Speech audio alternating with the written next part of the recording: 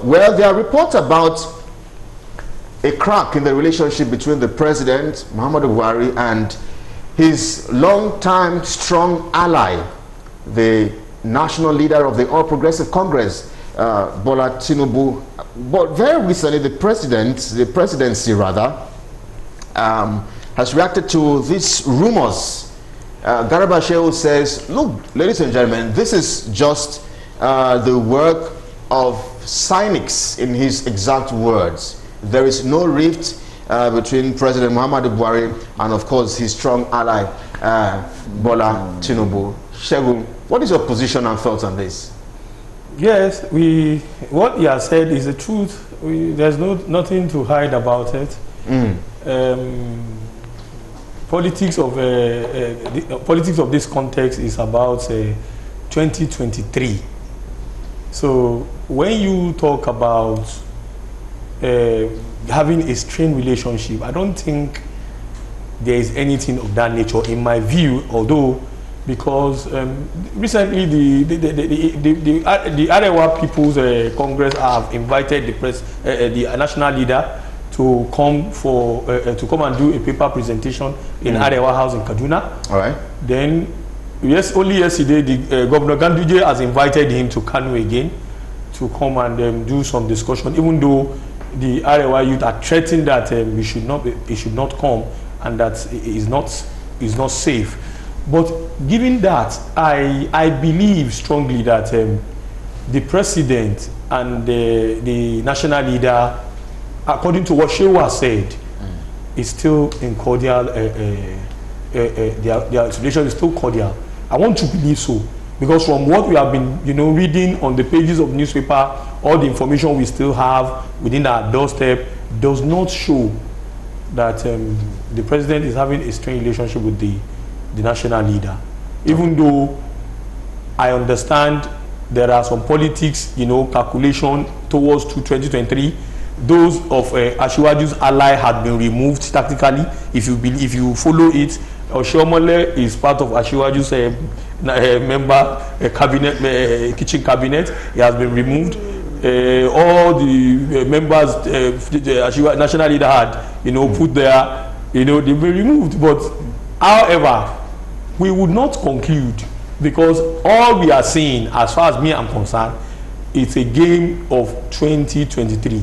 There is still the question of removing a national chairman and bringing a committee, headed by Buni, the governor of Yobe State. It is still being contested in the court of law. So the matter is still sub judice, is still there. Right. But I know that definitely there will be an interpretation of whether it is constitutional, because according to the argument, they are saying that the caretaker committee on its own is not supposed to be. There's no local standing to have a caretaker. It is not even in the APC constitution. Right. So the judiciary will interpret. Right. So all those things is just playing out within 2023. We need to begin to wind down the conversation this afternoon. Shola, you have been smiling really hard on the program today. This my brother is making me laugh. He said there is no problem. And that was his opening. But towards the end, we have seen that it does appear that there is this analysis. Based on what is coming out from the presidency. Based on what is coming out from the president. In the political structure. The political structure of our own personal person has been removed tactically. And there's another case in court that the constitution did not agree with. So, and there's no problem.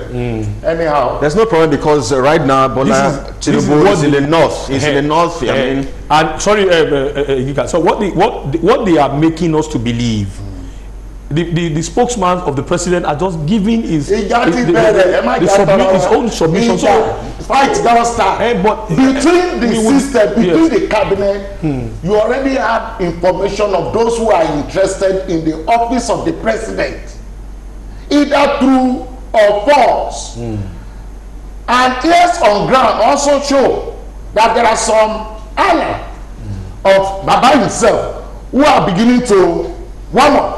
Parabench others.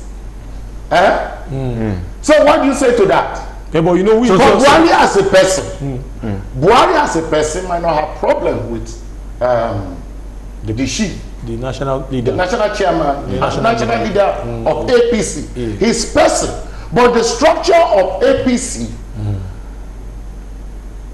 going towards the election that will be coming up in 2023, God willing, the politics have started, and there's a crack. All this visitation and visit is part of the game. But let me say you this. Understand it? But for us, we are not going to sit down here and say they just punched themselves yesterday. But in the political, I mean, how do you play politics? How do you cut size followers? If not the same method you just mentioned, by removing some key men. Do you think if Oshiomhole had been the chairman of APC, you would have been seeing some posters and stickers now? You know, as we from the media, we believe in what a press release has been made, to give an appropriate assertion regarding what the interest of that person. But we'll take over. So that is exactly what you just analyzed. We'll go with that. Yes. We'll go with the fact that we know. Yes. For now. That we know. Yes. From your own analysis, yes. The president says there is no problem. Yes. But your analysis, the way you analyze the differences that we have on board now, give another answer to the one of the president. Okay. Gentlemen, let's take some messages. Let's take some messages. Really, this one says fuel increment is imminent. This government is only looking for where they can get money. All workers in NNPC are tax collectors for this government. It says this government is not for us. The government should sell the refineries. Additional. He says the government should sell the refineries. We just discussed something. What is wrong with modular refinery? Yes. The vice president discussed this, analyzed it, gave Nigerian promises that they can come up with it very soon. You understand it? But suddenly, they killed that idea. Do you know where that idea started from? It started from Edo State. When President Buhari was not on seat, and the vice president was acting he was in acting capacity, he came to Edo State, and when he came to Edo State, the people there were shouting, approve us, give us modular refinery. He now promised them that once he get back to Abuja, he was going to discuss with the Minister of Petroleum, and that they are going to fashion out modalities to see that they encourage modular refinery. We have seen, there was a time, I was even consulted to do a report, a proposal towards that, but eventually we saw that when the president came back on board, that thing died a natural death. All right, this one says, please let our leaders do the right thing. People are suffering and they want to add fuel price at 234 naira. Well, it's not a done deal just yet. Well, we are just speculations. And let's hope that the negotiations with Labour will go. It's a done deal. It's a done deal from the NNPC. That's the reality of what is on ground. Because they have given us analysis of the landing cost and the cost of refining the premium spirit. So they said only fair price is that amount. But the implementation is what they are putting a pause on, and they have given us the reason why there's a pause on it, which is the reason why they said they don't want to implement until they dialogue and discuss with stakeholders and the labor leaders to fashion out a modality of gaining a ground. Idialu from Garki, Abuja says fuel subsidy is the poor masses that will suffer. How can they sell fuel at 234 naira per liter? And then someone else here says, I support Senator Shehu Sani's call that ASU represents Nigerians in the fuel price negotiations. This is coming from Ile Ojinimi in Jos. Thank you so much for that.